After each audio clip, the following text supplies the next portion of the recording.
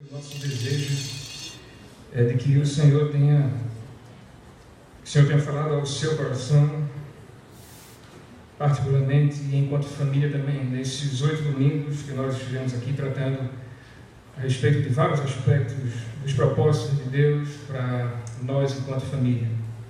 O que Ele quer de cada um de nós, cada parte da família, seja pais, mães, casais, filhos e por aí vai, tantos outros como nós vimos nesses 8 domingos. Nosso desejo é que tenha sido edificado para você, para a sua família, e que não apenas isso, mas não tenha sido apenas bom ouvir, mas que você também coloque em prática, que nós coloquemos em prática tudo aquilo que ouvimos dentro dos nossos lares, com as nossas famílias. Eu queria repetir algo que já foi dito por um dos pastores em que pregou aqui. E nós que estamos pregando, e eu também nesse momento, somos tão necessitados quanto cada um de vocês, de aprender e de colocar essas coisas que nós estamos pregando em prática nas nossas famílias. E do mesmo jeito que você precisa fazer isso hoje, eu também preciso e suplico a Deus por graça e por força para que Ele me ajude a descansar nessas coisas e a colocar essas coisas que nós vimos nesses 2 meses praticamente, colocar isso em prática dentro da minha casa, dentro da minha família. Eu oro por você também, espero que você também ore por mim. Então eu não vou estar falando aqui de algo que eu já alcancei em sua totalidade, em sua perfeição, mas algo que eu estou também galgando e na esperança de alcançar e de conseguir viver estas coisas. E a minha oração é que agora Deus venha a nos usar para falar também ao seu coração enquanto família. Lá em Juízes, na história de Sansão, capítulo 15, mais ou menos, nós vamos ver que Deus usou, como já dizia alguém, Deus usou a queixada de um jumento lá para fazer com que Sansão matasse mais de 1000 homens. Então, eu imagino que ele pode fazer muito mais usando um jumento todo, se com a queixada ele fez isso. Eu espero que você esteja orando por cada um de nós nesse momento. Nós vamos ler a palavra de Deus lá no Salmo 127. Jovens e adolescentes, essa é a brincadeira que eu tirei comigo mesmo, só eu posso, então não queiram depois repassar isso, tá certo? Salmo 127 diz a palavra de Deus: se o Senhor não edificar a casa, em vão trabalham os que a edificam. Se o Senhor não guardar a cidade, em vão vigia a sentinela. Inútil vos será levantar de madrugada, repousar tarde, comer o pão que penosamente granjeastes. Aos seus amados, Ele, o Senhor, o dá enquanto dorme. A herança do Senhor são os filhos, o fruto do ventre, seu galardão. Como flechas na mão do guerreiro, assim os filhos da mocidade. Feliz o homem que enche deles a sua aljava. Não será envergonhado quando pleitear com os inimigos à porta. Vamos orar mais uma vez pelas nossas vidas? Pai Santo, ainda em Tua presença, nós te suplicamos por graça. Eu te suplico por graça de uma forma muito especial, por temor e tremor diante da leitura da Tua palavra. Que não fujamos dela para falar, Senhor Deus, a respeito de conceitos nossos, conceitos meus, mas que nos apeguemos a ela e sejamos fiéis, falemos apenas aquilo que ela tem para cada um de nós. Que isso seja desafiador, mas que, por outro lado, também venha trazer conforto e consolo, sabendo que a única fonte de esperança para as nossas famílias serem bem-sucedidas está em Ti. Eu te peço isso nesse momento de uma forma muito especial. Eu peço em nome de Jesus. Amém. Lendo há algum tempo uma pesquisa feita nesse ano de 2014, por um órgão respeitado aqui no Brasil. Aquela reportagem dizia que hoje, infelizmente, a família com formato tradicional, vamos dizer assim, deixou de ser maioria no nosso país. E entenda-se por esse formato tradicional como sendo pais e mães, um casal com filhos, apenas isso, morando, residindo em um lar, em uma casa. Infelizmente, esse formato deixou de ser maioria em nosso país. Esse tipo de família, esse formato de família representa 47% das famílias em nosso país. E o restante, os outros 53%, se dividem em famílias nos mais diversos formatos. Sejam apenas casais sem filhos, sejam casais com filhos, mas com algum parente residindo com eles, casais com filhos e não parentes, amigos residindo com eles, só pais e filhos, só mães e filhos, e os mais diversos tipos, as mais diversas idades. E também cerca de 60 mil lares até o dia de hoje, até o momento em que foi feita essa pesquisa, haviam 60 mil lares de casais homossexuais. Alguns deles com filhos e outros não, outros sem filhos. Mas essa é a realidade, pelo menos aqui, do nosso país. E a verdade é que isto é uma calamidade. Isso é uma calamidade porque o modelo de Deus para a família, o modelo bíblico para a família, o modelo que foi instituído por Deus para a família, está sendo destruído, está sendo alterado pelas pessoas hoje em dia. Deus criou homem e mulher, e aí surgem então os casais homossexuais, homem com homem, mulher com mulher. Deus criou o casamento para sempre, para toda a eternidade, mas surge então o divórcio. Deus mandou os casais procriarem, terem filhos, e aí surgem os casais que não têm filhos. Muito bem, isso em algum momento pode ser um pouco relativo, ou pode ser algum caso relativo, diferente dos outros. Mas de fato Deus mandou que nós procriássemos, que tivéssemos filhos, e tantos casais por aí não optam por isso. Deus mandou criar esses filhos sob disciplina, e muitas vezes uma disciplina rígida, uma vara da disciplina, mas aí surge a tão famosa, tão polêmica lei da palmada, com a teóloga Xuxa à frente, liderando e representando essa lei da palmada para tirar a disciplina física sobre os filhos. Deus manda os filhos honrarem pai e mãe, e os filhos estão matando seus pais. Deus manda os pais não provocarem seus filhos à ira, e os pais estão tratando seus filhos como se fossem verdadeiramente inimigos, verdadeiros inimigos. Esses modelos têm sido quebrados e esses modelos têm sido alterados. É por isso que chegamos ao ponto de aquela família no formato em que Deus instituiu já não ser mais maioria em nosso país. E acredito que em tantos outros países também já deixou de ser maioria. Nós estamos aqui diante de um salmo, Salmo 127, que é um salmo conhecido como sendo um salmo de romagem, ou ainda um salmo de subida, ou também um salmo de degraus. Vem aí de uma coleção de salmos assim, de romagem, desde o salmo 120, se não me engano, até o salmo 130, ou 132, ou 132. Esses salmos eram cantados pelos crentes, pelos judeus, quando eles estavam subindo, por isso se chama salmo de subida, quando eles estavam subindo até Sião, principalmente nos três momentos onde se realizavam as três maiores festas dos judeus ali naquela cidade. Então aqueles judeus, eles iam subindo até aquela cidade e eles iam cantando, eles iam entoando esses salmos. E aquilo ali ajudava, eles iam não só louvando e adorando ao Senhor através daqueles salmos, desses cânticos, mas eles iam também, aquilo ali ajudando eles a decorarem aqueles salmos. Eles sabiam de fato decorar. Então, imagine você, nós vimos todos juntos para aqui para o culto, pelas ruas andando e cantando esse salmo. Ou talvez seja difícil imaginar isso, porque hoje, com carro e com todo o conforto, ainda assim, nós deixamos de vir à igreja por todo qualquer motivo. Mas imagine nós vindo para cá todos juntos, cantando esses salmos, louvando, adorando a Deus. É isso que aquele povo fazia com esses salmos, com esses cânticos que nós temos aqui na Bíblia, do livro de Salmos. Há um prédio aqui muito próximo à nossa igreja, ainda nessa mesma avenida, Tulipa. Há várias famílias aqui da igreja que moram lá. Pensem aí, vocês não podem usar isso como ideia. Um dia vocês virem juntos para cá, pela Avenida Bibilier, e aí todos juntos, Mas não só juntos e andando, tem que estar cantando também. Talvez para alguns vocês vão parecer um bando de doidos, mas se vocês fizerem com seriedade, vocês vão estar louvando e adorando a Deus.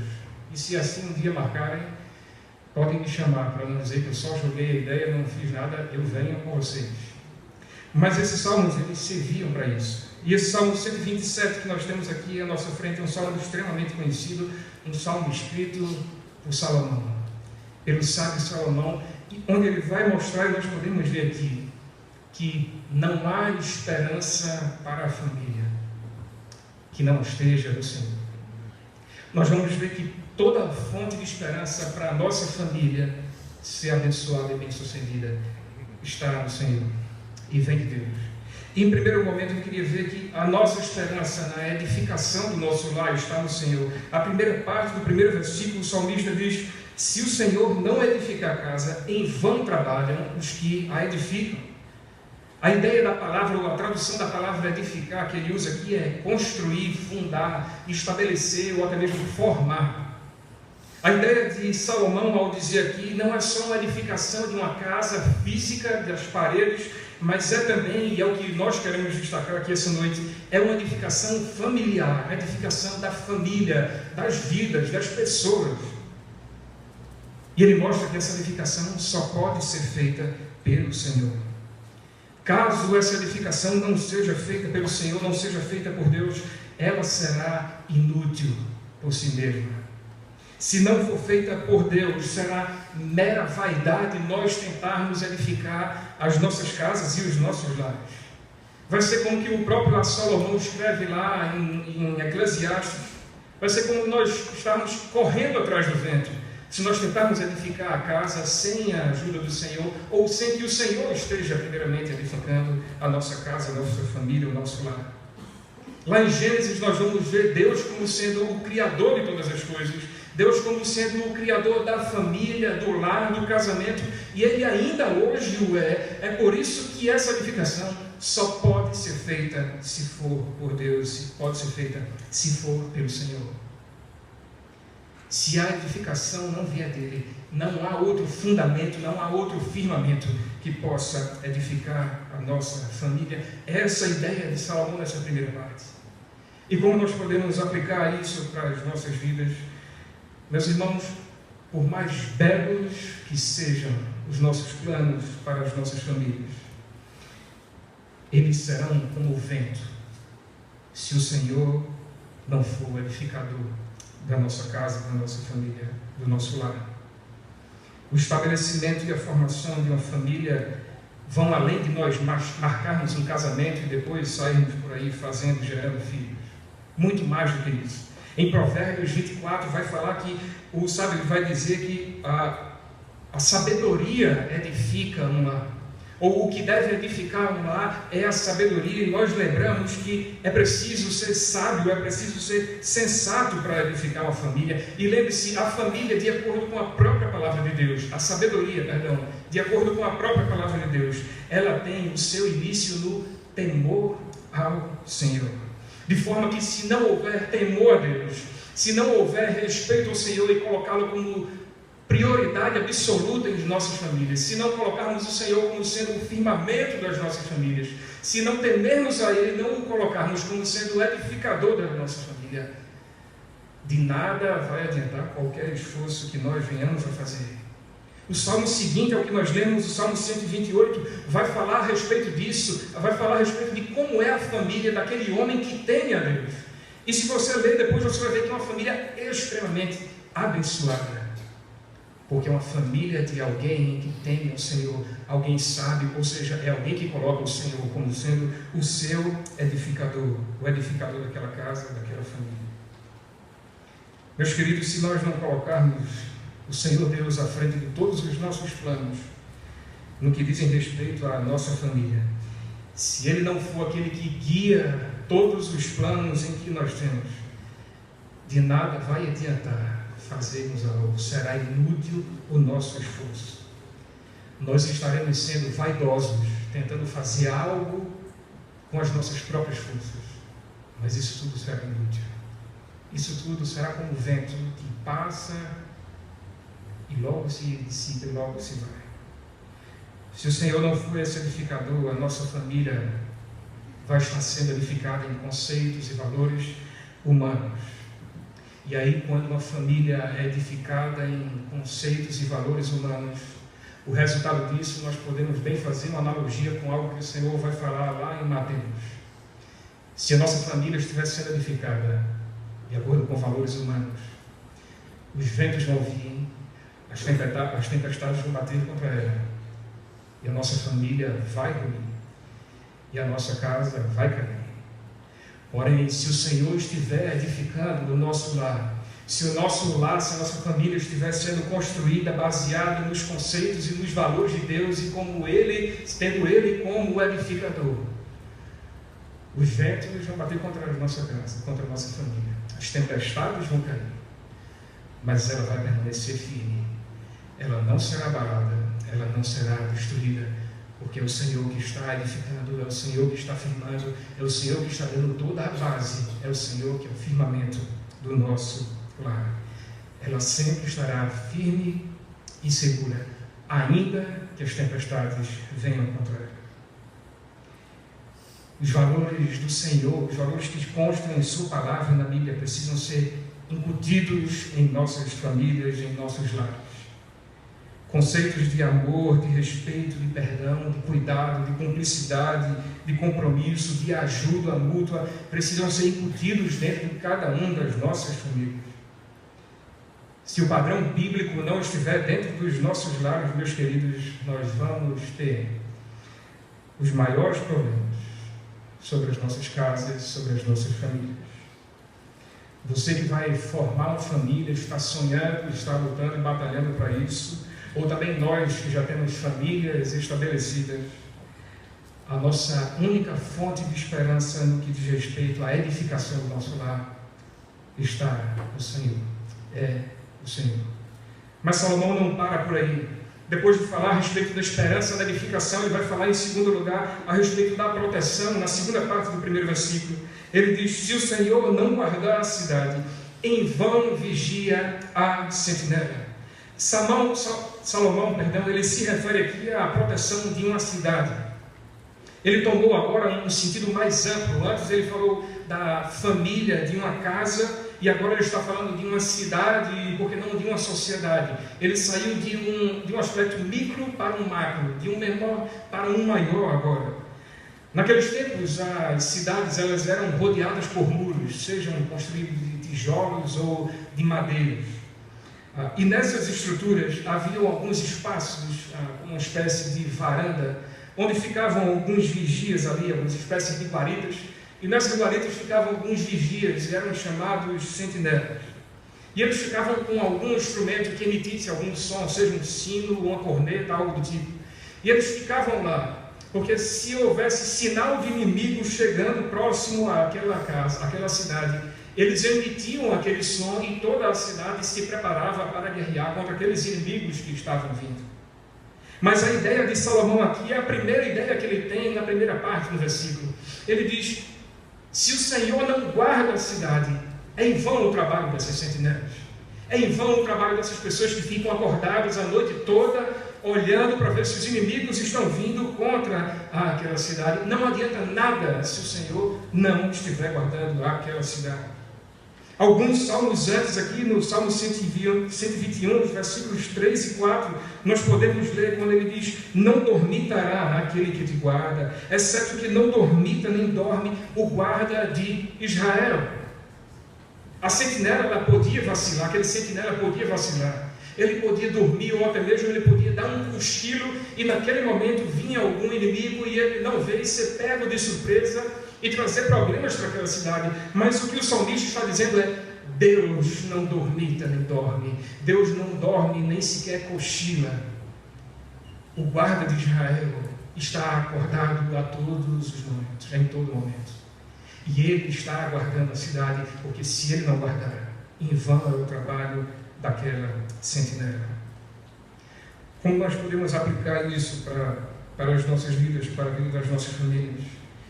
O Senhor é aquele que protege qualquer cidade, sim, como nós vimos, porém nada nos impede de fazer essa aplicação também para as nossas famílias. Se o Senhor guarda uma cidade, se o Senhor traz segurança numa cidade, Ele é o único capaz de também trazer segurança e trazer proteção às nossas famílias. Aquele que protege uma cidade, certamente protege uma casa, protege uma família, protege um lar. Sobretudo nós, pais, homens, temos sobre nós uma responsabilidade, e até nós mesmos colocamos esse peso sobre nós, de protegermos a nossa família, de darmos a vida pela nossa família, de não deixar com que nada de mal aconteça à nossa família. Porém, a nossa proteção, por maior boa vontade, maior esforço que nós façamos, a nossa proteção é falha. Nós iremos ou nós podemos em algum momento falhar, e Deus é o único de fato que pode guardar a nossa família e nada, nenhum mal a acontecer. Em tempos de tanto avanço tecnológico, de tanta parafernália que existe aí sendo comercializada para trazer segurança a nós, só o Senhor é quem pode verdadeiramente nos guardar de todo mal. Todos esses equipamentos de alarme, de câmera, de cerca elétrica e tantas outras coisas, tudo isso pode falhar. Aliás, eu acho até que esses equipamentos, eles são fabricados, ou os mais banais aí da cidade, eles fazem parte da fabricação e da construção desses equipamentos, porque eles sempre sabem a falha desses equipamentos, eles sempre vão diretamente lá. Me entenda, eu não estou querendo dizer que esse tipo de proteção não seja útil, e se você tiver condições, eu até aconselho que use. Mas o que eu estou querendo dizer é que a nossa confiança não pode estar em câmeras, a nossa confiança não pode estar em alarmes, a nossa confiança não pode estar em guardas, a nossa confiança não pode estar em nada que seja tecnológico, em nada que seja daqui da terra para a nossa proteção. A nossa confiança e a nossa esperança para a segurança da nossa família só pode estar no Senhor, aquele que não dormita nem dorme, aquele que está a todo momento a guardar a nossa família, aquele que tem os seus olhos em todos os lugares, a olhar para aqueles que o amam e que o temem e a guardar a estes. A nossa segurança, a nossa esperança para a segurança da nossa família deve estar no Senhor. Se Ele não guardar a nossa casa, se Ele não guardar o nosso lar, se Ele não guardar a nossa família, vai ser inútil nós tentarmos qualquer tipo de proteção para nós. Ele é quem precisa guardar. A única fonte de esperança para a proteção das nossas famílias é o Senhor, aquele que não dormita e nem dorme. Salomão continua a falar não só da esperança, a única esperança como sendo o Senhor para edificar uma casa no lar, não só para também proteger, trazer proteção, mas no versículo 2 ele vai falar aqui a respeito da esperança em Deus para a provisão ou para o sustento das nossas famílias.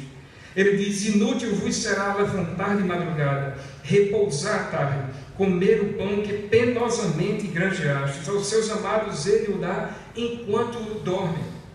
Neste verso, a ideia aqui de Salomão ainda está se repetindo. Ele está dizendo: sem Deus, nada é útil, nada adianta sem Deus.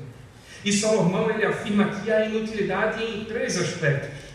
Ele diz aqui a inutilidade de levantar de madrugada, ou seja, você acordar muito cedo, a inutilidade de repousar tarde, ou seja, você ir dormir muito tarde, e a inutilidade também de você trabalhar muito além dos limites para obter o pão pelo seu suor.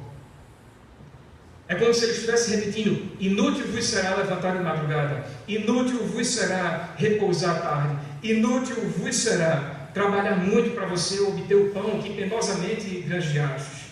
Entenda, ele não está querendo dizer aqui que é pecado você acordar muito cedo, ou que é pecado você dormir muito tarde, ou que é pecado você trabalhar muito em alguns momentos além do limite. Não é isso aqui que ele está dizendo. Mas o que Salomão quer falar é: se não for o Senhor quem está sustentando a sua família, vai ser inútil você fazer todo esse esforço. Vai ser inútil você fazer tudo isso, porque todo o nosso sustento e toda a provisão para as nossas famílias vem unicamente do Senhor. É dele que nós recebemos todo tipo de bênção. É dele. É certo que em alguns momentos será necessário dormir muito tarde. É certo que em algum momento será preciso levantar muito cedo, ainda que seja difícil. É certo que em algum momento vai precisar se trabalhar um pouquinho além da conta. Mas o grande problema é quando essas coisas começam a virar uma rotina e serem feitas continuamente. É preciso parar, é preciso refletir e ver se de fato isto vale mesmo a pena. O contraste que Salomão faz aqui é muito interessante. Ele diz: aos seus amados o Senhor dá enquanto dorme, dá o pão, o sustento enquanto eles dormem. Eu vejo algo muito interessante aqui, não é por causa do levantar muito cedo, não é por causa do dormir muito tarde, não é por causa do trabalho excessivo que o Senhor nos dá o sustento e a provisão para os nossos lares, para a nossa família. Não! Mas o que Salomão diz aqui é: olha, o Senhor dá a cada um de vocês, enquanto vocês estão dormindo e enquanto vocês estão repousando. Se a confiança de vocês, se a esperança de vocês para o sustento do lar de vocês, a provisão do lar de vocês não estiver no Senhor, não adianta acordar muito cedo, não adianta dormir muito tarde, não adianta trabalhar além da conta, porque isso tudo vai ser inútil. Essa provisão e esse sustento precisam vir tão somente de Deus. E enquanto vocês estão ralando, trabalhando, suando muito, tudo além da conta, não é nesse momento que o Senhor está provendo o sustento de vocês, mas Ele está fazendo enquanto nós estamos repousando, enquanto nós estamos descansando, enquanto nós estamos dormindo. O guarda de Israel não dormita e Ele está provendo todas as nossas necessidades. Como nós podemos aplicar isso para as nossas vidas? Meus irmãos, trabalhem, labutem, não sejamos preguiçosos. Nós devemos fazer sim a nossa parte, contudo nós não podemos esquecer em momento algum do Senhor. Nós não podemos esquecer em momento algum que a nossa provisão e o nosso sustento vem tão somente de Deus. Se você tem filhos pequenos e é daquele que você sai tão cedo que o seu filho ainda está dormindo, e você chega tão tarde que o seu filho também já foi dormir, e você não está tendo momento algum com ele, ou de repente com a sua esposa, ou de repente com o seu marido, meu irmão, com muito carinho, com muito amor, com muito cuidado e temor, é preciso você parar e repensar esses valores e esse tipo de vida, se de fato é isso mesmo que o Senhor quer para você e para a sua família. Nenhuma recompensa material por conta do nosso trabalho vai compensar ou vai pagar uma falta de conhecimento dos nossos filhos, uma falta de participação na criação e na educação dos nossos filhos. Se nós temos deixado de frequentar a igreja, de frequentar esse momento de culto juntos e tantos outros, se nós temos deixado de frequentar ele por conta dos nossos estudos, por conta do nosso trabalho, por conta de um cansaço excessivo, em virtude de um trabalho além da conta, passando todos os limites, me desculpe, deixa eu lhe falar alguma coisa. É preciso você parar e repensar se de fato é isso que o Senhor quer para você. Se de fato é isso que o Senhor quer para a sua vida, para a sua família. Tire essa ideia de quando você está trabalhando, dizendo: eu estou fazendo isso aqui para ter provisão e sustento para minha família. É sim, mas não na totalidade. O principal fator, aquilo que tem se sustentado e trazendo provisão a você, é o Senhor. E quando você deitar a sua cabeça no travesseiro à noite para dormir, que você possa lembrar: é agora que o Senhor vai começar a prover as minhas necessidades. Eu estou indo descansar, e a dádiva do sono, do descanso também é uma bênção de Deus, é uma dádiva de Deus. Quando você estiver indo descansar, diga: é agora que o Senhor começa a trabalhar. É agora que Ele está começando a prover as necessidades da minha família, do meu lar. Isso aqui não é uma defesa para a formação, me perdoe a expressão, de um crente vagabundo. Não.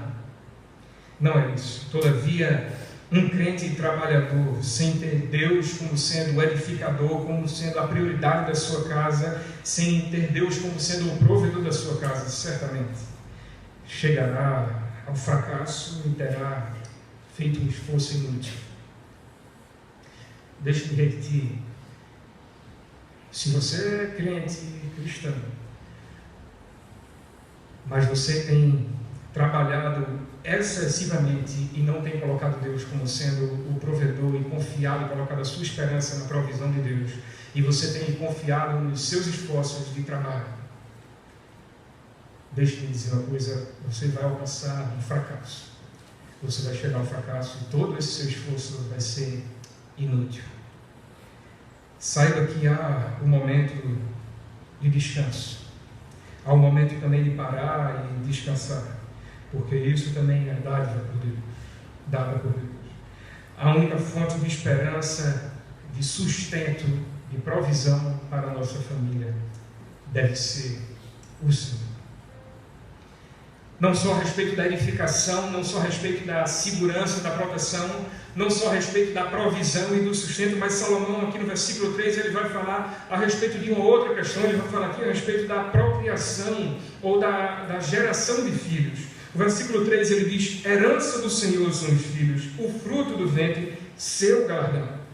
Neste verso aqui, Salomão está falando da maior bênção que uma família, que um casal pode receber: os filhos. Eles sim são a maior bênção. E os filhos são chamados aqui por Salomão de herança do Senhor, e herança nos lembrando que nós recebemos de quem realmente é dono deles, que é o Senhor. Entenda, até na questão relacionada aos nossos filhos, se o Senhor não for aquele que nos concede esses filhos, nós não o teremos.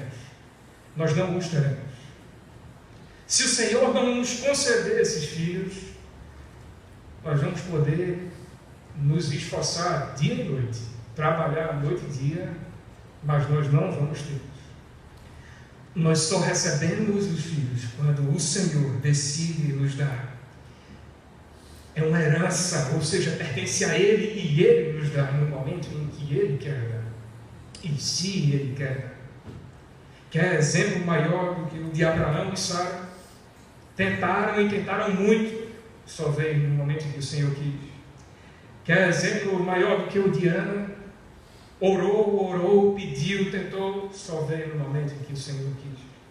Lá em Gênesis, no capítulo 30, Raquel, em determinado momento, ela vai reclamar com Jacó, porque não está gerando filhos, e Jacó vira para Raquel naquele momento, ela diz: acaso eu estou em lugar de Deus, que ao teu ventre impediu de gerar, de frutificar?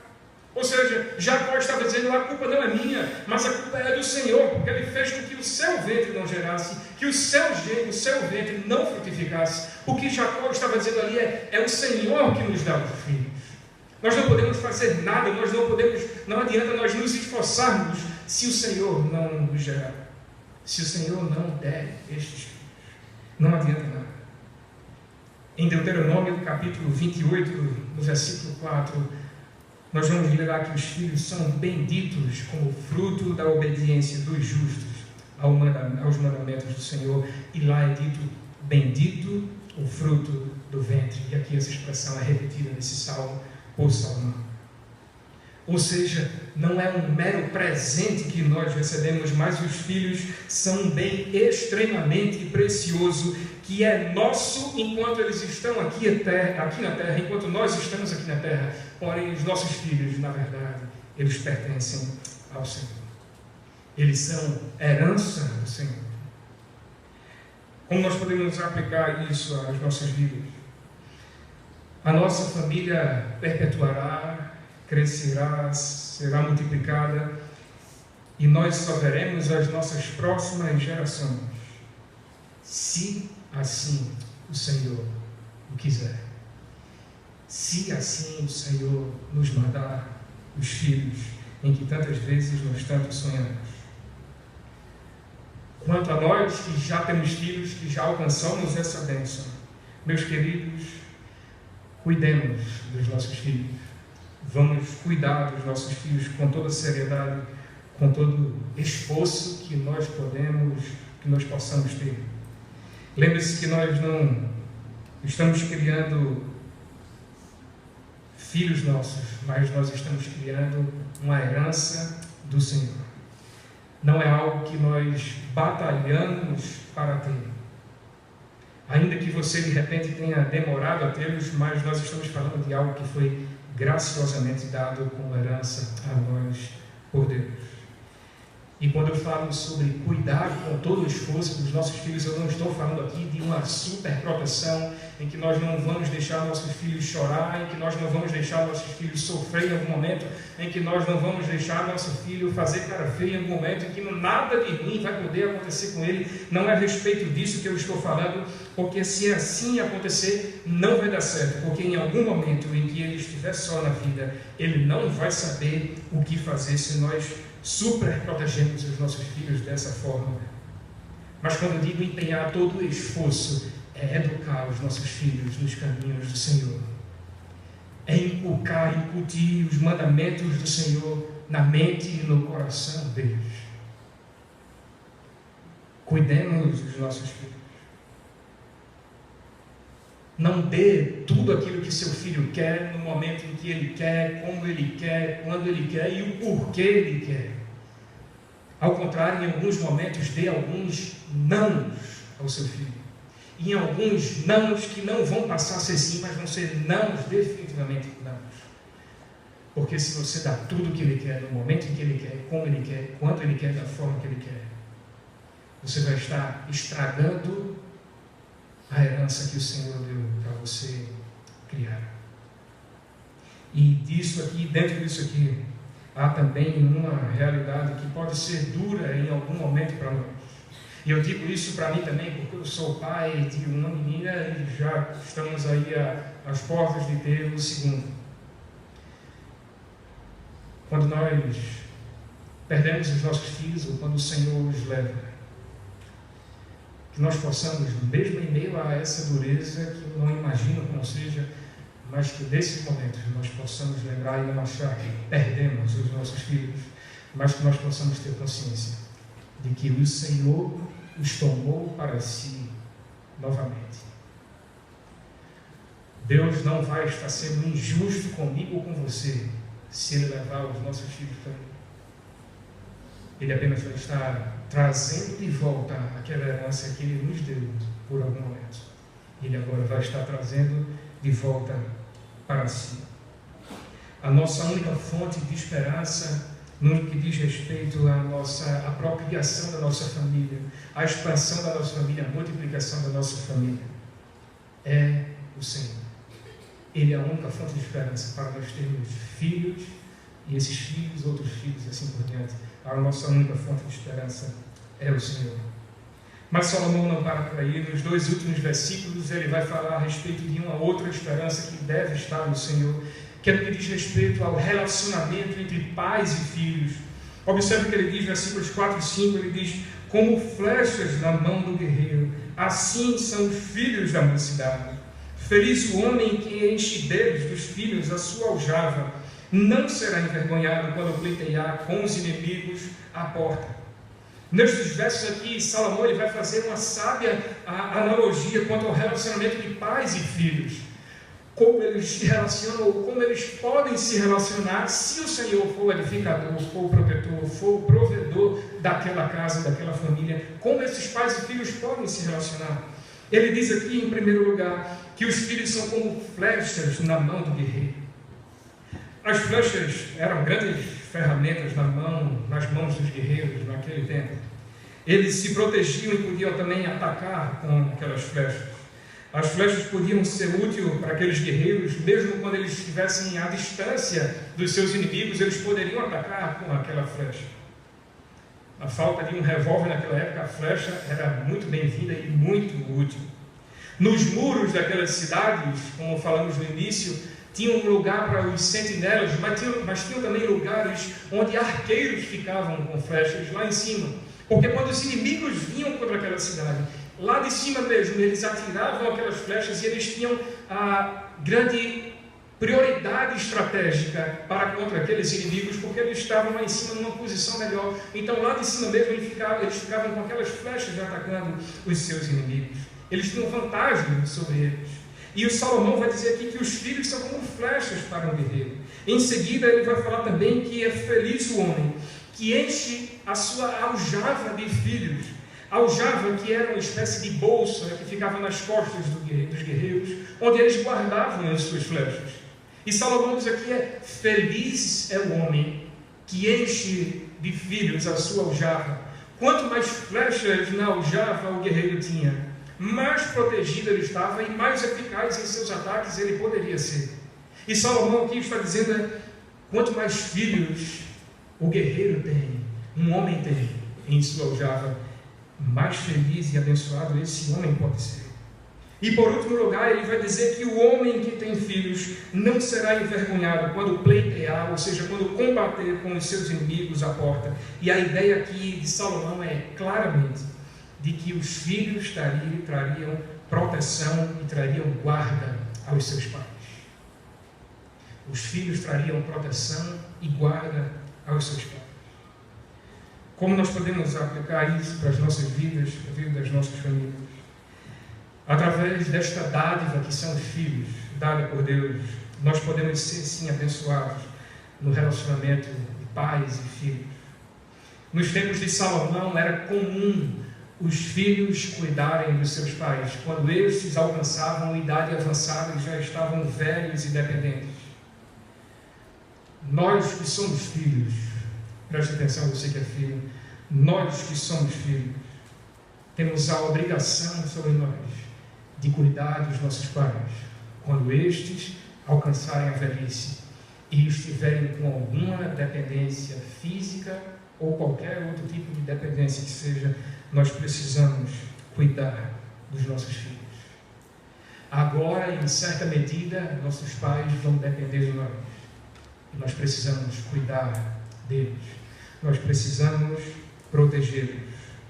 Como vimos anteriormente, os pais devem cuidar dos filhos, os criar, os educar, sabendo que eles são herança do Senhor. Porém, os filhos, por sua vez, precisam cuidar dos seus pais quando esses estiverem com uma idade avançada, sabendo também que esses pais foram separados por Deus para cuidar de cada um de nós que somos filhos, enquanto eles estivessem aqui na terra. Filhos, vamos cuidar dos nossos pais, se eles estiverem precisando, enquanto é tempo. Porque pela lógica natural do tempo, a não ser que isso seja mudado por Deus segundo os seus propósitos, mas pela lógica natural do tempo, um dia nós vamos levar os nossos pais à sepultura. E se nós não tivermos cuidado deles enquanto eles estiverem vivos, nós vamos ter grande peso em nossa consciência por não termos feito isso. E aqui há uma ordem muito interessante quando eu olho para essa forma de filhos e pais se relacionarem. Em primeiro lugar, Deus dá os filhos aos pais. E depois os filhos entregam os seus pais ao Senhor que os deu também. Deus dá filhos aos pais. E em seguida os filhos entregam os seus pais a Deus. E esses pais foram presentes de Deus também, enquanto nós estivemos aqui convivendo com Ele. A nossa única fonte de esperança para termos um relacionamento assim, abençoador com os nossos filhos, onde nós cuidamos, onde nós amamos, onde nós educamos, onde nós os ensinamos a andar nos caminhos do Senhor, e eles em algum momento vão começar a nos proteger, a nos guardar, a cuidar de cada um de nós. A única fonte de esperança para termos um relacionamento assim é o Senhor. É quando o Senhor é o edificador dos nossos lares. É quando o Senhor é aquele que protege, é quando o Senhor é aquele que provê. Assim é que nós vamos ter um relacionamento dessa forma, abençoador dessa forma, com os nossos filhos. Meus irmãos, eu espero que nós entendamos de uma vez por todas, que só há um lugar onde nós podemos buscar esperança quanto à nossa família. Esse lugar é no Senhor. para nós termos bênçãos na edificação do nosso lar, na proteção do nosso lar, na provisão, na procriação de filhos e nos relacionamentos entre pais e filhos. Nós só vamos ter essas bênçãos se nós colocarmos o Senhor à frente de tudo na nossa família, no nosso lar. Se nós colocarmos o Senhor como sendo prioridade em tudo na nossa família. Você está formando uma nova família, sua esperança é o Senhor. Sua família em algum momento está passando por uma fase de crise, de dificuldades, que você está achando que ela vai ser destruída, sua esperança é o Senhor. Você tem medo e ansiedade no que diz respeito à edificação da sua família, o Senhor é a sua esperança. Você tem medo no que diz respeito à proteção, à guarda da sua família, o Senhor é a sua esperança. Você tem dúvida no que diz respeito à procriação, à geração de filhos, o Senhor é a sua esperança.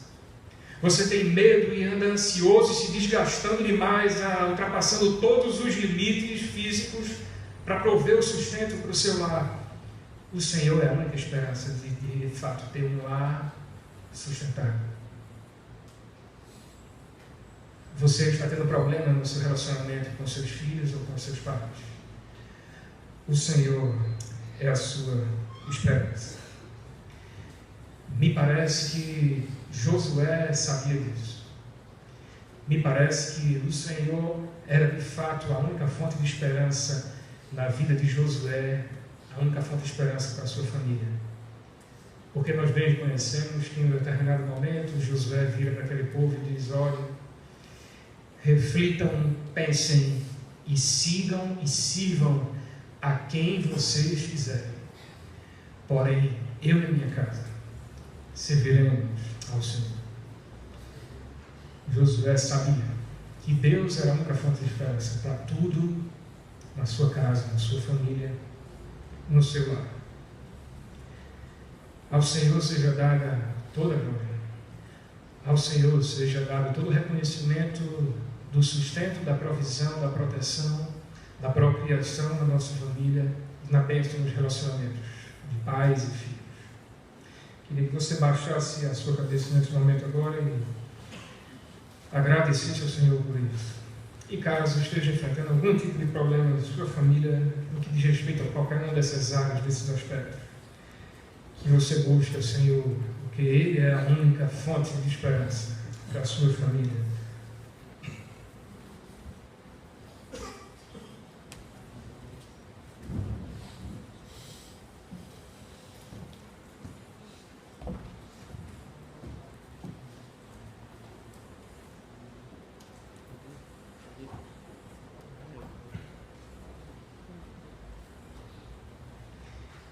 Senhor, nosso Deus e Pai, Tu estás a escutar cada oração feita, cada coração aqui. Tu sabes tudo aquilo que nós passamos enquanto família. Tu sabes aquilo que cada um de nós passamos enquanto pais, enquanto filhos, enquanto mães. Tu sabes quais são as dificuldades de cada família aqui representada. Ó Senhor Deus, mas mesmo sem conhecer todas elas, eu tenho o conhecimento e a certeza de que Tu és a única fonte de esperança para cada família dessa. Eu tenho a certeza de que Tu és o único que pode solucionar cada um desses problemas. Tu és o único, ó Pai, que pode sustentar, que pode prover todas as necessidades. Tu és o único que pode edificar esses lares, essas famílias na rocha. Tu és o único Deus que pode gerar filhos e trazer filhos para essas famílias. Tu és o único que pode abençoar o relacionamento de pais e filhos nessas famílias. Toda a nossa esperança deve estar posta, colocada, firmada em Ti. Toda a nossa certeza de cuidado para com a nossa família deve estar, Senhor, colocada em Ti. Ó Deus, então eu Te suplico por misericórdia, pela minha família, por cada família aqui representada. que tu restaures, ó Pai, relacionamentos que porventura estejam sendo destruídos. Que tu, ó Deus, venha a trazer provisão para necessidades desses lares que estão aqui representados. Que tu venhas edificá-los, ó Pai, na rocha que é o teu Filho Jesus. Que tu venhas, ó Deus, a trazer filhos para esses pais, para esses casais que assim almejam conforme o teu querer. Que tu venhas, ó Deus, a abençoar os relacionamentos de pais e filhos, ensinando os pais a criar os filhos debaixo do teu temor, debaixo da tua educação, debaixo também da tua disciplina. E que tu ajudes a posteriormente esses filhos cuidarem dos seus pais quando eles já tiverem com idade avançada. Ó Senhor Deus, nós te louvamos, engrandecemos e exaltamos o teu nome, porque tu és a única fonte de esperança para as nossas famílias. E nós fazemos tudo isso no nome santo de